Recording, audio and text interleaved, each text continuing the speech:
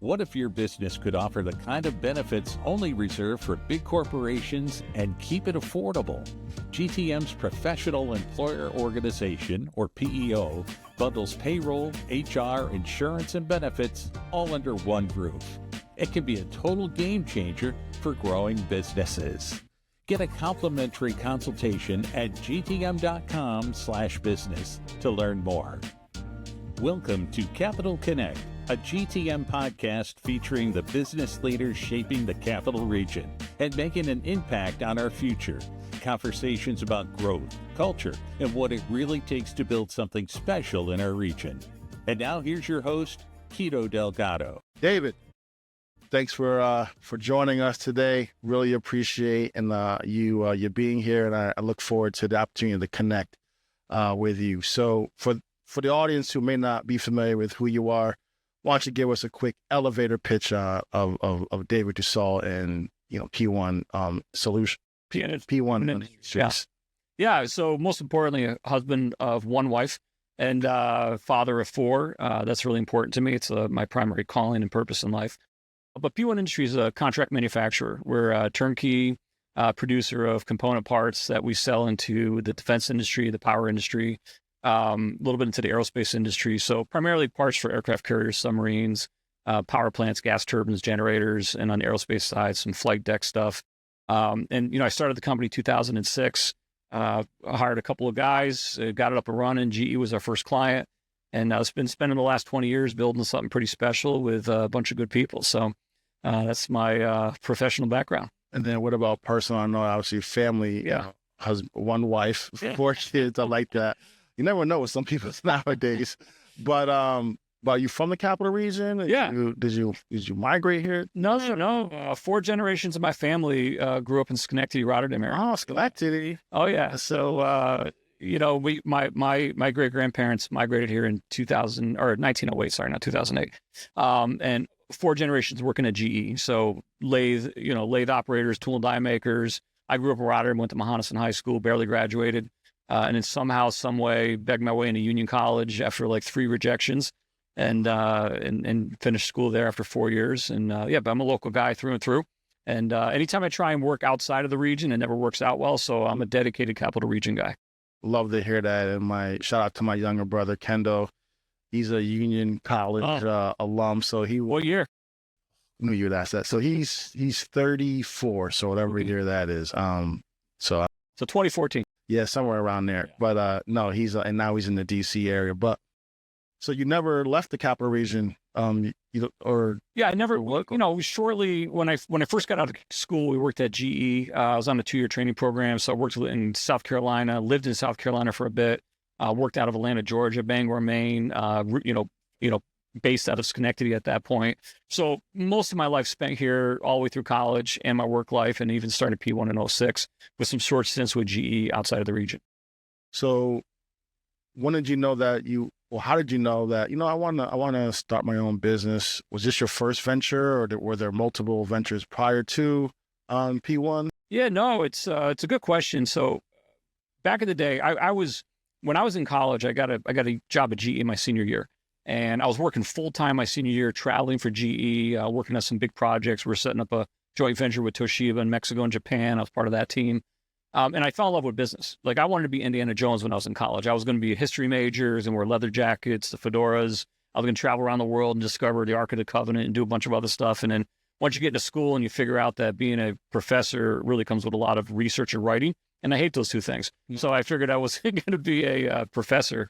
So I got a job at GE, an internship in 1999. And after spending a year doing that, I fell in love with business. I fell in love with the idea of being part of a corporation and building a career. And I was all in at GE. I was an OMLP graduate in 2002. But in 2003, I went on a mission trip through our church. We went to South Africa, and we spent about 10 days building orphan homes, literally clay-based, brick orphan homes, digging latrines with pickaxes and shovels out in the middle of nowhere. I think I lost like 22 pounds. I need to do that again. So I can, lose a few pounds. But I was with a bunch of entrepreneurs and business guys from our church that own their own businesses. And that's really the first exposure I got to it. I was like, man, these guys are they're talking about strategy. They're talking about how they're growing their businesses, who they're hiring, who they're not hiring, different lines of business they're going to, their customers. And I was working at GE, which was a wonderful career, and it was an absolutely amazing place to work. But it was at that point I thought to myself, like, oh man, I might be interested in wanting to build something for myself. That's a challenge, and to see how successful these guys were and the lives that they were living and how energized and excited they were to talk about the businesses they were building. I came back from that trip really, really focused and dedicated, and I wanted to build something of my own. So how long did you continue to work at GE before completely going all in on P1? Yeah. So funny story. There was a pretty big milestone that came into play. So my wife and I were talking about for a year, me leaving GE to pursue something. And I didn't really know what. I was like, oh, maybe I'll build a consulting company. And then you realize you're 26, nobody's going to hire you as a consultant. What skills did I really have? And what's interesting about that is I ended up resigning from GE 2 days after Mother's Day in 2004 without a clue what I was going to do. And we just found out we were pregnant with our first child that previous Sunday on Mother's Day. So it was funny because we found out on Mother's Day we were pregnant. And then my wife and I agreed on a date and a time I was going to resign. I resigned 2 days later, and she goes, "What are you doing?" I said, we agreed. This is exactly what we were going to do. And after the shock of it for about 24 hours, it was a good decision. Over the next 6 months, I ended up getting connected with a business that manufacturing business that wasn't doing great. And long story short, I was able to raise private equity money that summer, and we acquired that business and restarted operations in November of 2004. I did that for about 2 years. They ended up selling the business and the private equity company, and then I left and started P1 in 2006. So it wasn't, and I look at those 2 years as the best and worst 2 years of my life. Best in being, it really taught me how to run a small business from coming from a large corporation, but the worst because we worked hard. Like it was an arduous 2 years, which I look back on now and say, hey, that was great. It was a great learning experience, but it was a tough 2 years. What was the biggest lesson, would you say, you gleaned from that experience? Yeah, I mean, you're working at a large corporation. You're doing fundamentally one thing in a larger department, to having to worry everything from marketing to creating customers and selling to buying materials, running operations, making payroll. So the biggest challenge for me was going from doing a quality or a manufacturing leadership role in a large corporation, which was over 100 years old, really good processes, systems, teams, people, really good disciplines around how they ran their company. And I had to learn how to grow from that to really running the whole horizontal organization. And that was a big challenge. And I used to run into some buddies I worked with at GE, and they'd be like, oh, you're so lucky to run your own business. And I'm like, well, it was a challenge to understand and learn how to do those things. And I've had a lot of ups and downs, and, you kind of learn through failure and a bunch of other things. But that was a big challenge, really kind of changing your whole mindset in terms of what you have to deliver. You're building a company, but then it's also you're new to entrepreneurship. Of course. So it's not like, you had all this previous experience, to draw. I never even heard the word entrepreneur until like I was 35 years old. I'm like, what is an entrepreneur? I looked it up. It's a French word, means, connection or whatever. And I had no idea about entrepreneurship. I just knew I wanted to start a business. And what is your, I know you got the dictionary version of entrepreneurship, but what is your definition of what an entrepreneurship is? Serving the heck out of your customers, hustling and grinding to create real value for them, solutions they're willing to pay for, with a dynamic, strong, highly retained team that can do it sustainably and repeatedly over time. So to me, I tell people always say, I want to start my own business so I don't work for anyone. Like, well, that's completely wrong mindset. Yeah. I said, you work for your customers, you work for your banks, you work for your employees. I said, I have more bosses now than I've ever had in my entire life. And gladly so. People call them stakeholders. I call them my bosses. I was with our bank yesterday, and they're an important part of our company, and I have responsibilities to them, and they have responsibilities to me. And so yeah, it's a mindset shift to really understand entrepreneurship is a hustle. It's a grind. It's fun. It's exciting. You can really deploy strategy. You can make changes in your business pretty rapidly. But at the same time, you have to, deliver real value for customers and retain teams. So that's kind of a long-winded answer. Great answer. But I say it's a hustle and a grind to deliver value to customers while maintaining responsibilities to critical stakeholders. I mean, I'm sure we'll clip this up, but like when you said you have more bosses than you ever had as an entrepreneur, I think more entrepreneurs need to hear that, because I feel like, you see people on social media, and there's this whole, I think entrepreneurship has become very glamorous. Yeah.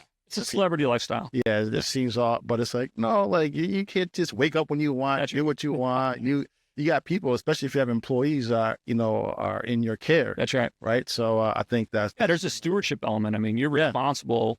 We have almost 150 people, and at our Christmas party in December, if you take all the spouses, partners, relationships, children, and we have everyone at the party, we were almost to 350, 360 people.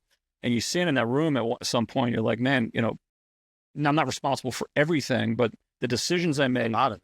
Yeah, you're right. The decisions I make has a high impact on these folks, and it makes it very personal. And when you think about entrepreneurship, I actually use the word stewardship more than anything else. Love it. Love that answer.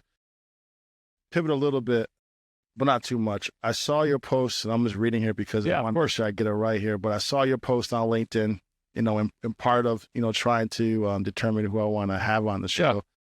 Yeah. I've always, kind of followed your work, but you did a football turn, which I appreciated.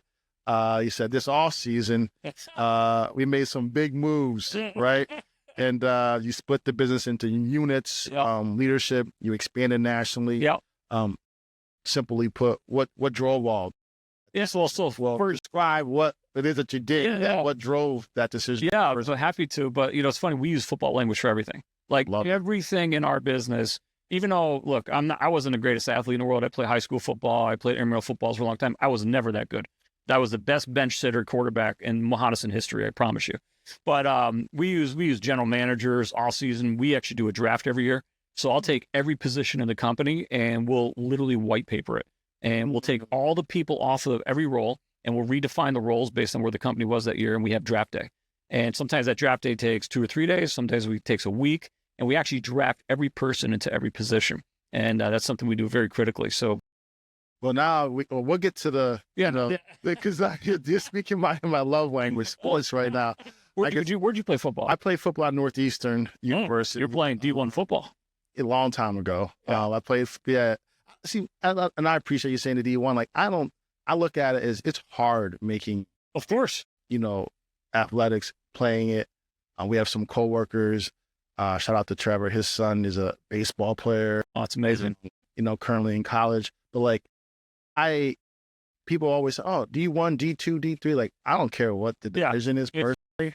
I think anytime you put in that work, that commitment to do that consistently beyond high school, you have the talent, but you have that discipline. Like, I give people their flowers and their credit. So I appreciate it. But I got to tell you one thing while you're talking about that, because you talk about the discipline, the passion, the commitment, and everything else. So I'm a big reader, and I'm a big believer in learning, growing, developing. And sometimes you get part of your team that be like, oh, I know what I'm doing, everything else. I'm like, hold on a second. I said, NFL athletes are perhaps the greatest top 1% of all athletes on planet Earth, right? Physically, mentally, discipline, everything else you could imagine.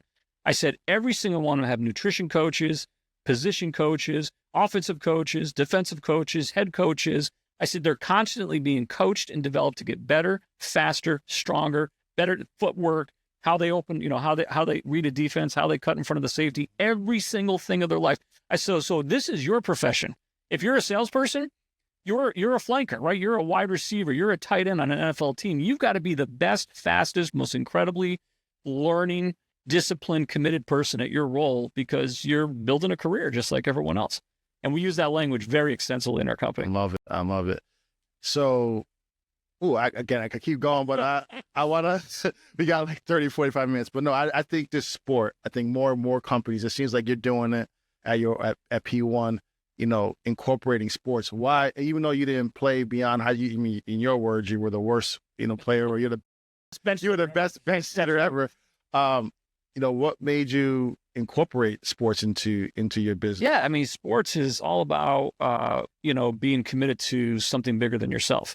Easy in the NFL, our commitment is to win the Super Bowl, to be a championship team, to build a dynasty. And I think that to me stands out as the number one thing where it's the greatest meritocracy in the world, where you want the best people on your team that give you the best chances to achieve something that's bigger than the team, individual team goals themselves. We see it in the NFL all the time. You might get that star player who's tough in the locker room, doesn't last very long, right? They got to be a team player. They got to be committed to the bigger vision in terms of what they're doing. So I love that piece of it. And the other piece of it too is I love how position coaches, or every position is critical Obviously left guard's critical, left tackle's critical for a right-handed quarterback. You have, every line position's critical, every offensive position, every single position is so vital. No matter how big or small the position is on the field, if it doesn't work in unison with the total team, you'll never achieve the overall vision or goal. I love that stuff. That to me, you can talk for years about the dynamics of that. I could talk for hours on it, but I'll spare our listeners. Go back to the off season. But yeah, what drove the decision, and just kind of give our listeners exactly what are we referencing? Yeah, so I'm a big proponent of organizational design. So if I went back to school, I'd probably major in organizational design, maybe even get a PhD in it. So I'm a big believer. You hit certain milestones in the company, you get to a certain size and complexity that you have to always restructure and reorganize things so people are working in the most efficient manner possible. This year we're going to hit almost a $60 million run rate in revenue. That's from, 20 million just 3-4 years ago.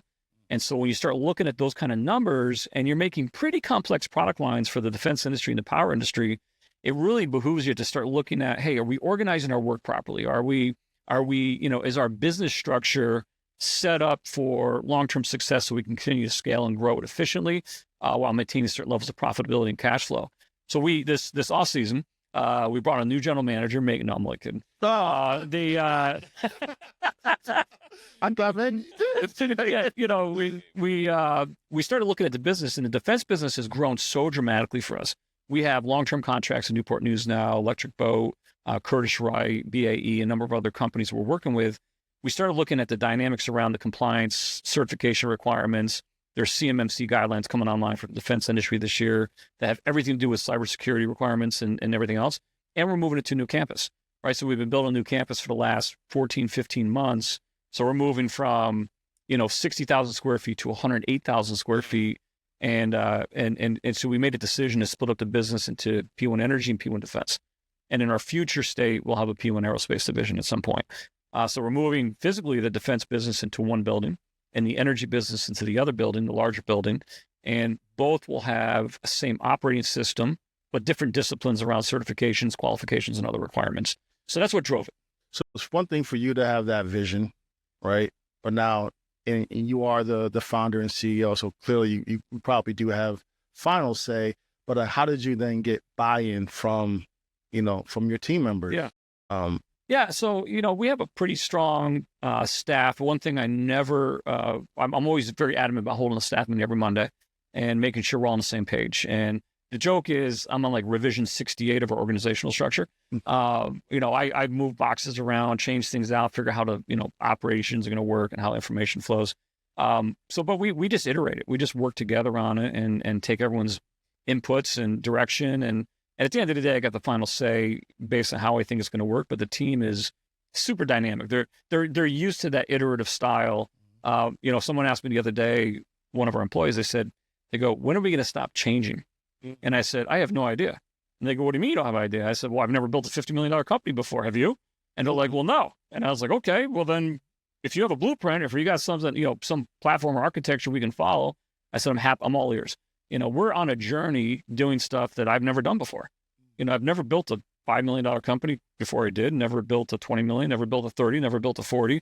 And you learn things as you go. So one of our values is learning and being open to being iterative and revising things consistently, constantly. We keep certain things really, really defined and stable, but everything else to me is open for, evaluation and experimentation. One thing I really liked, when I read the post as well, going back to the LinkedIn post, was that you promoted, a number of people from within. That's right. What went into that decision? And then, was it for some of them, was it their first time being put in a leadership position? How did you, So I'm obsessed with lean manufacturing. It's like one of my new religions.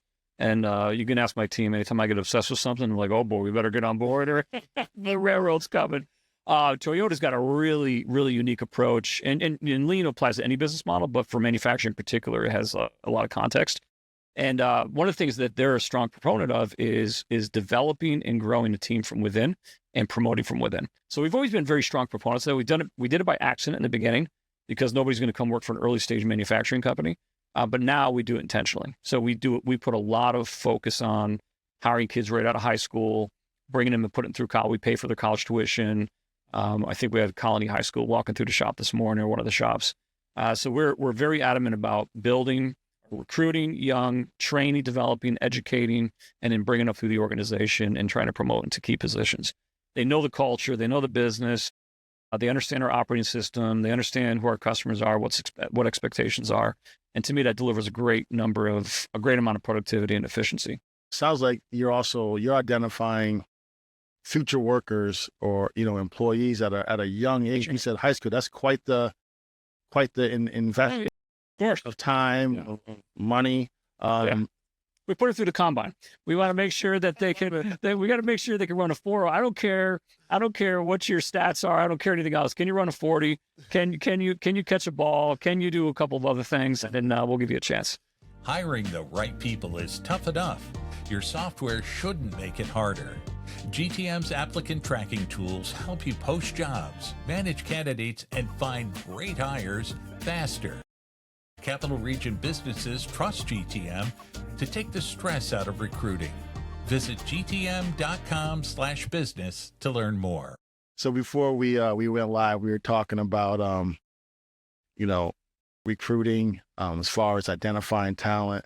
Walk us through your strategy. I know you touched on it a little bit, but how are you identifying talent? How are you just walk us through the typical week of of a CEO when it comes to recruiting and the role you play, if any, in that. Yeah, I mean, first and foremost, if you told me 10 years ago that one of the primary roles of a CEO is recruiting and interviewing and all those things, I'd be like, you're crazy. That's what HR is for. But we have a full-time recruiting team. We have 2 full-time people, Bianca and Lorenzo. They're out in the high schools. They're at BOCES. They're in the colleges. They're constantly, yesterday they were at Shenandoah High School. I think 30 people signed up for, I'm not talking about like supply chain position engineering. I'm talking machining, manufacturing, trades. We had 30 people sign up for additional interest just yesterday alone. Today, Colony High School came through. We had 3 or 4 kids sign up. So they're out there recruiting constantly. And we have a pretty good process. Our process is, Bianca Lorenzo will recruit. They'll do initial reviews and interviews. Even if we post a position, she'll do all the initial reviews and interviews. Nobody interviews them inside the company till I interview them first.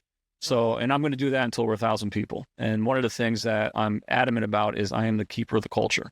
So as a CEO, my job is cash, customers, strategy, culture, and just making sure we have the right team and structure in place. So I interview everyone first. And I used to do the reverse. I used to interview everyone last, but it wastes so much time because we get to the last interview and I ask a person one question. There was this one person interview one time that they were hired for an engineering position, and it went all the way through, Bianca and the engineering team, and they're like, Dave, this person's like, where are you going to hire him? And I think I was on vacation, and they're like, we just hired this person. We need a position. He's great. And I said, no, not until I interview them.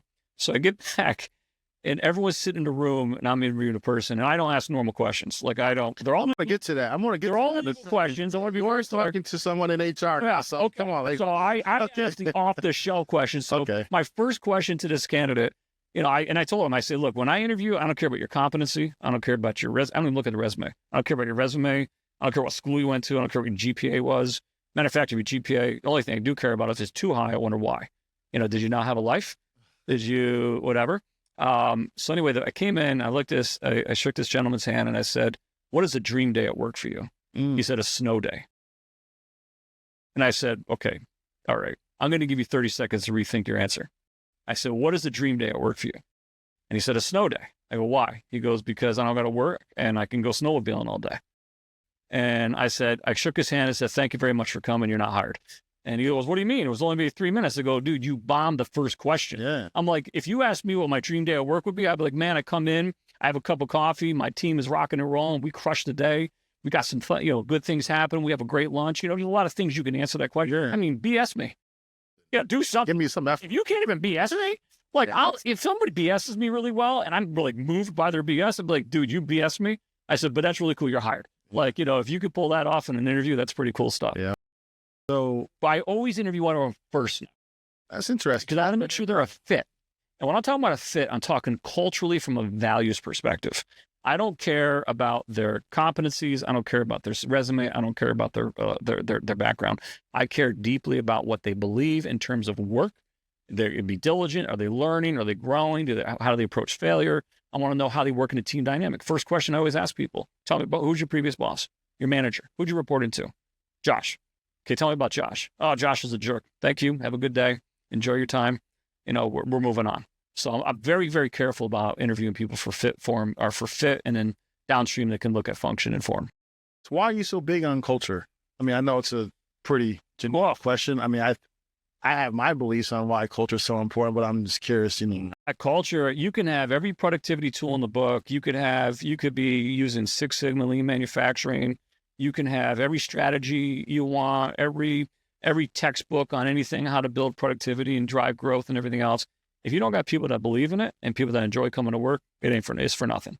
Peter Drucker, I love reading his stuff from the 21st century. And he had this thing, is his culture eats strategy for breakfast. I believe that, right? He is a management guru. He's a prolific writer, an incredible, what I'll call management mind. And, he talks about culture. And, we have a 97% retention rate over 20 years. There's some people want to leave, but they won't leave. Only kidding. Don't ask who you are. But yeah, we want, I'm a high believer. If you ask people at work, to describe me in one phrase, they'll say tough but fair, because I drive a tough bargain on expectations, performance, what we're going to deliver, how we're going to grow, what we do for our customers. But at the same time, I'm very fair with giving people opportunities to grow and learn if there's a role for them, as long as they're a good cultural fit. And our cultural fit, I'm talking about, we have 4 fundamental basic values. What are they? It's diligence, learning, integrity, and oh my God, you got what? Yeah, that's fine. Diligence, integrity, learning, and it'll come to me. You caught me off guard here for a second. Diligence. I'll go through that one first. Diligence is hard work. Can you show up on time? Are you willing to do what it takes? Are you willing to work alongside the people humility? Sorry, it's our fourth. Humility. So diligence is just hard work. Just show up, do what you say you're going to do, help the person next to you. Second is integrity. Do the right thing always. Mm-hmm. Right? We work in critical industries that support our military and defense, that make power plants for critical applications around the world in different environments. We always got to do the right thing. Comes to materials, engineering. Don't ever hide anything. Always do the right thing. No one will ever be fired for making a mistake. What you can get fired for is hiding a mistake and blaming it on someone else. Humility. Raise up first and foremost, our customers are most important, in terms of stakeholders. We're serving customers that are critical. We have a saying at our company that it's every time we get an order, whether it's a $5 order or a $5 million order, it's a privilege. Why is it a privilege? Because somebody's putting their job on the line and putting their confidence and their trust in us to do the right thing. So from an integrity and a humility perspective, what we do is very important for them, and we want to put others in our team higher than ourselves. Always remain humble. Always remain in that way. And then learning is critical. In manufacturing, traditionally, there's this strong negative dynamic between office people, shop people. Well, the shop people always get my priority because my father was a shop guy. Right, for 38 years at GE, but I'm a big believer in we always have to teach one another. And traditionally, manufacturing, especially machinists and stuff, might hold things close to their chest. We're open about that. Bring people in, and I tell young people I hire. They said, "What's their expectations first 90 days?" I said, "Bring a notebook and bring a pen, and just ask a lot of questions." And I'll fire guys. Like, we'll hire somebody, and on day one, then I'll bring a notebook and a pen to work. I'll walk downstairs in the shop, and I'll be like, "Where's your notebook and your pen?" And be like, "Oh, I don't have one. I'm going to go get you one." And I come down and I give it to him. This happened like last year. And on day 3, it was like a Wednesday. I went down after giving him a pad and a pen on Monday, and there was nothing written on it. I said to the person, I go, "You're talking to a master machinist right now who's taking time, energy, and money away from himself to train you, develop you, and mentor you. You remember every single thing that he's showing you this week?" "Yes." "Okay, show me." "Can't? Have a nice day." He goes, "You're firing me?" I said, 3 days, you're in and out. And he goes, "Why?" I said, "Not because you're not competent, not because you may not be potentially good machinist, because you didn't do the basic fundamentals of bringing a pad and paper to work and respecting the person that's next to you, that this person's going to teach me what they've learned of life doing, and I'm willing to appreciate and demonstrate that I'm curious and respectful enough that I'm going to write down what they're teaching me." So it sounds like he wasn't coachable. He wasn't coachable. Yeah. Again, and it's get him out fast. right? If you're not willing to demonstrate learning, and by the way, I'll pay you just to take notes on the pad and base. It's not like I'm asking you to solve rocket science problems, to do mathematical issues. We have ChatGPT for that now. But just take notes. You brought up ChatGPT, so I wasn't going to ask it right away, but I'll get to it now while we're on the topic. How has ChatGPT or AI in general, how does that impacted, your organization? Yeah, we have a pretty good game plan on the utilization of AI, specifically for repetitive engineering, estimating, programming problems we have in our business. I talk to AI all the time. I keep him on my car. I had to change it to a guy named Bob. I call him Bob because my wife, one time I had a woman's voice. I'm walking around the house talking to a woman. She goes, "Who are you talking to?" I was like, "Oh, it's just AI." She goes, "What do you mean? That's not AI." So I changed it to an English-speaking man named Bob. So I use it constantly. I love ChatGPT. Claude's pretty good too.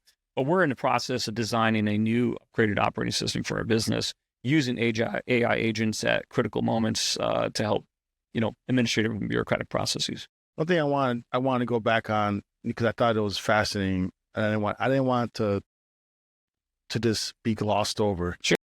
97% retention rate. Yeah. That's huge, right? So I know what you do. It seems like, you're the first person to interview, and you want, you got your 4 core values, if you will. But like, how do you now make sure everybody within the organization, because you got to delegate to your managers, your executive team. How does everyone else, how do you get everyone else on the same wavelength as you? Yeah. I mean, there's no prescriptive answer for that. I think this over the course of 20 years, just, staying steady and true to a system of values and following through on it and being a good gatekeeper over time just kind of weeds people out. When I say 97%, that's voluntary retention, doesn't mean we don't get rid of people. And I hate to say it that way, but doesn't mean we don't remove people for, cultural misfits and some other things. I'll tell you what, we've probably never removed, I can't think of a single time we've removed somebody for poor performance. My philosophy is if somebody's, again, when I say poor performance, if they're adhering to the 4 values, if they're diligent, I'm not talking about people who aren't showing up for work, come up with a bad attitude and that kind of stuff. I'm talking about folks that are trying really, really hard. Like they're cultural icons. Like they fit all 4 beautifully and perfectly, but they just don't have the strongest competency. We'll always find something for that person. We've never fired anyone who demonstrated the 4 values extensively, but struggle in their job. We'll just keep moving them until we find something that fits. My belief is if somebody's failing, it's the manager's problem. If somebody's a good cultural fit and they're failing, it's not their problem. It's a management and leadership problem. They have to fix it. And that must mean, you got to be coached and developed and mentored and so forth. But the retention, I think, has happened very naturally. I don't know if that makes sense. It's very organic. The locker room takes care of itself. The locker. I think, and it's also like, there's got to be a connection to the work. So are there any types of, again, compensation, benefits? Sure. Is there anything that you might want to share with the Capital Region as far as, hey, we provide this that, is really popular or that engages our team members? Yeah. Help your fellow business owners here in the region with retention, because I think that's the big thing. Yeah. Competition is fierce. Yeah. And so if you're able to maintain it, spill some of the tea. Sure. Well, but traditionally, direct labor workforces are more loyal than what I'll call folks that work hybrid or more mobile workforces. So you have that in your corner, obviously. But we've done some, and we pay well. We do the 401k stuff. We do the medical benefits. We haven't increased we have a very small percentage the employee covers. We haven't increased that in 3 years for the employees, for the team. But we actually kicked off a new pension program and using whole life insurance, which is pretty interesting, actually. So we selected last year our first 6 participants. And the way I defined the first 6, as I said, if everyone were to leave tomorrow, and I'm looking specifically at the direct labor force at this juncture, which 5 or 6 people could retrain the entire workforce from the ground up? And that was our qualifying, notion out of the gates. So we selected 6 people, worked with Northwest Mutual, and we put together a whole life insurance program that we contribute. I think it's $20,000 a year to the whole life policy. After 10 years, it starts scaling in cash value. So we'll take Lauren, who's 31 years old. So if he retires at 60, there'd be some version of $800,000 in cash value in that whole life insurance that he can draw from for the next 10, 20 years. Good outside the box thinking. Yeah. Yeah. So, it's not a traditional pension. It's using by the way, whole life insurance policy happens to be an asset for the company. Happens to create cash value you can borrow against and do some other stuff. Not that we would, but there's a lot of other positive elements associated with it. And it's beneficial for the team member and I think we're going to add another 3 or 4 this year. And so we'll probably be, by the end of 26, probably have 10 people on the pension group. Nice. You're heading into year 20, correct? We're in year 20. You're in year 20. Yeah. So you're in year 20. Congratulations. We finally just figured out what we're doing about a year ago. So that's still pretty good. Hey, you're doing something right, but you're in year 20. How does this version of P1, in year 20 compared to year 1 of P1? It's a good question. I try. We have a lot more resources now. Mm-hmm. So, you can, it's a little more fun now, when you have resources, you can set a strategy and invest in it. So that's interesting. We have great banking relationship. Year 1 was a hustle. I mean, not that it's not a hustle anymore, but you're figuring out how to, build stuff with, toothpicks and bubble gum. You're trying to, it's got a lot more fun in the last 3 or 4 years. Not that it wasn't fun before. I think the journey of building anything is exciting. It's fun, but as with anything else, it has highs, lows. We went through 2009, 2008, 2009. We went through, one of our biggest customers had some issues in 2017. We went through COVID. So there's all these, that's a pretty crazy 20 years. But the last 3 or 4 years, it became a lot of fun. I'll tell you what drove it. I lost focus for a lot of years. I lost focus. If you go back to like 2015, 2016, I started making a lot of startup investments. I tried buying a company out in Colorado. I lost focus. I lost my way. And the company did okay. Never went out of business, obviously, but it kind of stagnated between like 15 to 20 million in revenue. And I made a acquisition or attempted to make an acquisition in 2020, 2021. It didn't pan out.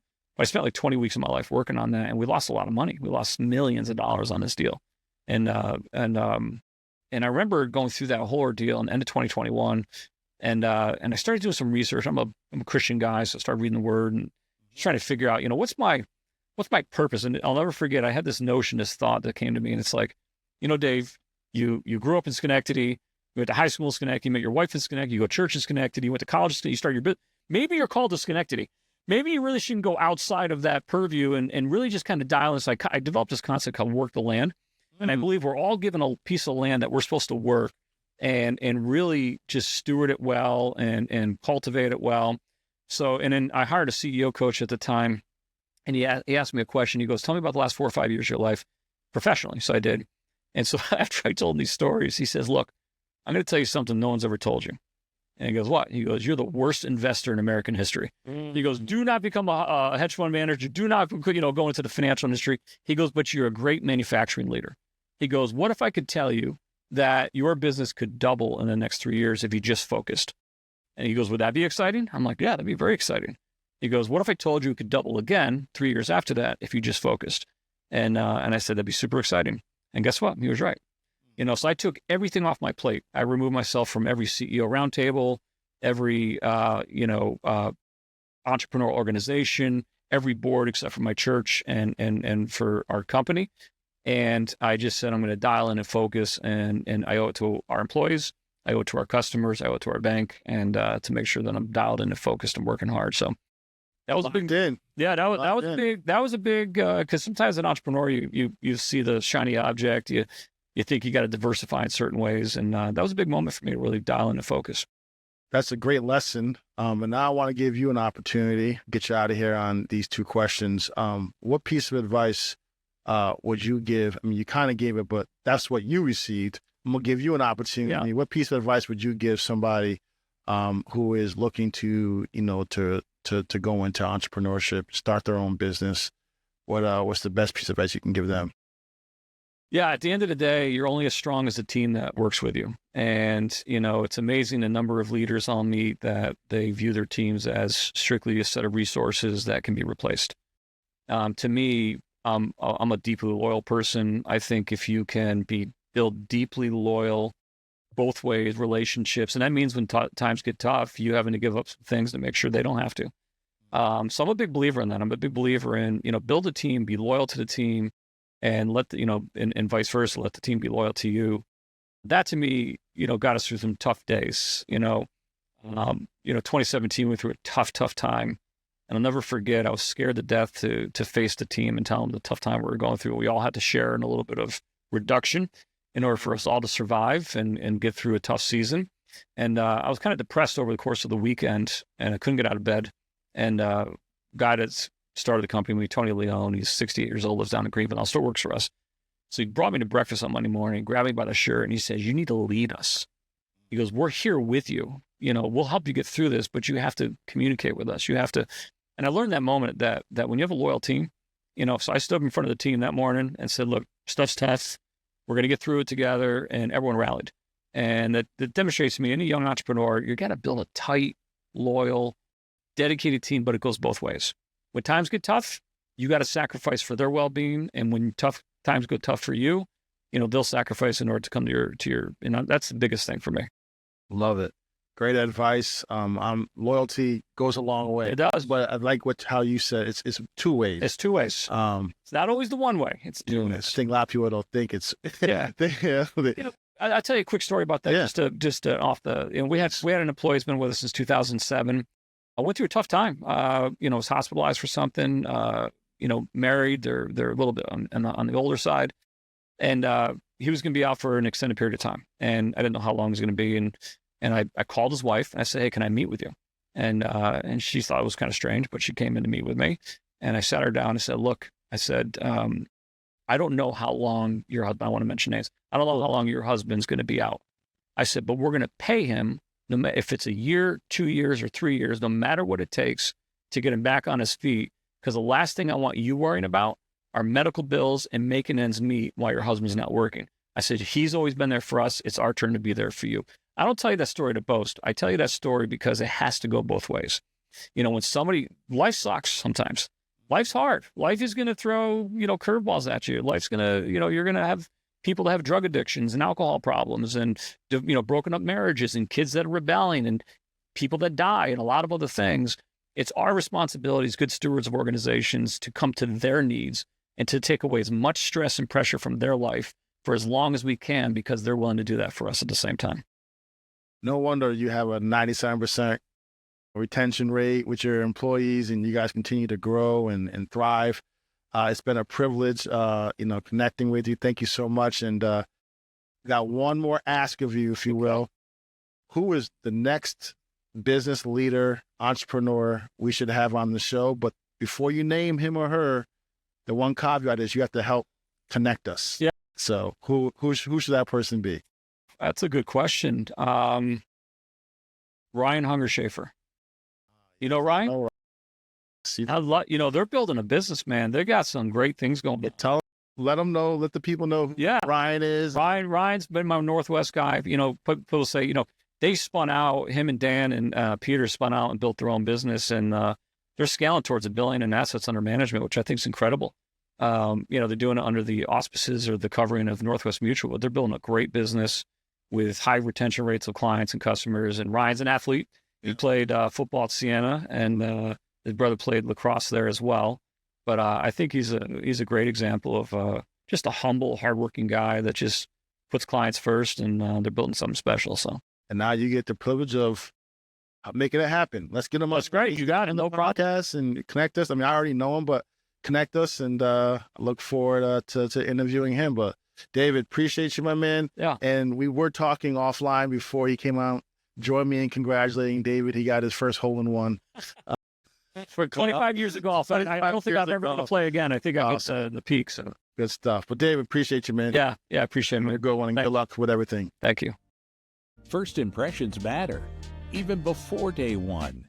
GTM's digital onboarding tools let new hires complete paperwork and review policies before they even walk through your door. Seamless for you and a positive experience for them. Visit gtm.com/business to learn more. That's a wrap on this edition of Capital Connect. Thanks for listening and for supporting the businesses and leaders that make the Capital Region such a great place to work and thrive. Support for Capital Connect comes from GTM Payroll and HR, helping businesses streamline their operations with leading workforce solutions technology and local dedicated support so you can get back to what you do best. Learn more about payroll, HR, and insurance solutions at gtm.com/business.